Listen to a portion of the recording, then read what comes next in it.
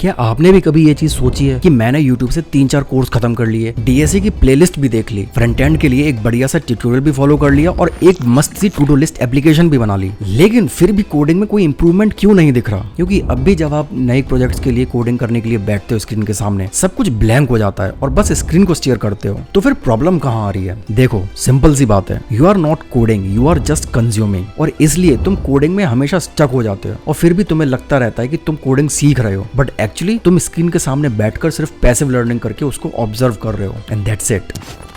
देखो, ये हार्श लगने वाला है, लेकिन कोडिंग सिर्फ आइडिया में ही कूल लगती है जब तक कि वो तुम्हें खुद से करनी ना पड़ जाए। आई नो, तुम जब किसी का स्लीक UI डिजाइन देखते हो या फिर एक डेवलपर का कोई व्लॉग देखते हो जिसमें वो चिल करके कोड कर रहा है और फिर तुम्हारे दिमाग में आता है, यार ये कितना ऑसम है ना, ये तो मैं भी कर सकता हूँ। और फिर तुम कोई कोर्स खरीद लेते हो ये सोच करके तुम बहुत अच्छे डेवलपर बनोगे। खैर, उसके लिए 1-2 दिन तक अच्छे से मोटिवेशन भी रहता है, पर जैसा ही कोई टॉपिक थोड़ा सा टफ होने लग जाता है या फिर कोड में कोई एरर आने लग जाते हैं, तुम वापस यूट्यूब पर चले जाते हो और फिर नया कोर्स, नई प्लेलिस्ट को पिक कर लेते हो और फिर वही सोचते हो, बस इस बार तो सब कुछ क्लियर करके ही रहूंगा। बट गेस व्हाट, वही साइकिल फिर से दोबारा रिपीट हो रही होती है। तुम सिर्फ अच्छा फील करने वाला एक डोपामिन चेज कर रहे हो, not the actual real growth.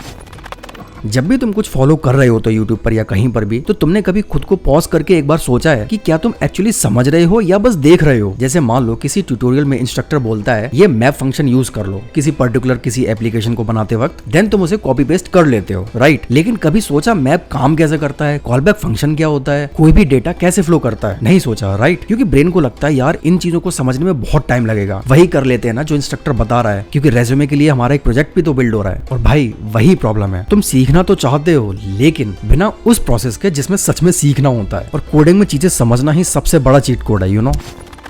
पता है, हर एक कोडर की लाइफ में एक फेज ऐसा जरूर आता है जब वो बोलता है यार आज टाइम ही नहीं मिला। भाई सच बोलना, इंस्टाग्राम रील्स देखने का तो टाइम था ना, बट कोडिंग के लिए नहीं, राइट? वेल, आज भी अगर तुम सिर्फ 30 मिनट या 1 घंटा कोडिंग नहीं कर पा रहे हो तो तुम्हें शायद कोड पसंद नहीं है, बल्कि तुम्हें बस आइडिया ऑफ लर्निंग अच्छा लगता है। पता है, अगर तुम सच में सीखना चाहते हो तो तुम 1 घंटा जरूर निकाल लोगे अपने लिए, चाहे वो रात के 12 ही क्यों ना बज रहे हो। पर भाई अगेन, बस कॉपी पेस्ट नहीं करना, आई रिक्वेस्ट यू।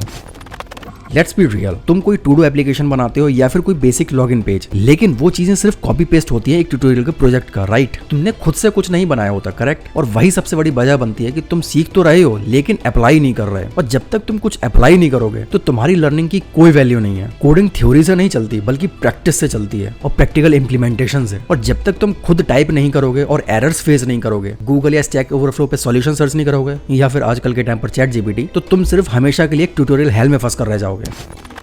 एक और बहुत बड़ी वजह है, कई लोगों को लगता है कि उनको सब आता है। जब कोई बिगिनर पूछता है किसी दूसरे से कि यार DSA स्टार्ट करूं क्या, तो कोई बंदा ऐसा जरूर होता है जो बोलता है कि यार DSA बेकार है, रियल वर्ल्ड में इसका कोई यूज नहीं है। भाई आपने खुद तो DSA प्रॉपर्ली किया नहीं और आप उस पर जजमेंट कर रहे हो। Not for everyone but some cases people do this thing. यही माइंडसेट लोगों को स्टक करता है। तुम जब तक खुद को एक लर्नर नहीं समझोगे ना, तब तक तुम कभी ग्रो नहीं कर सकते।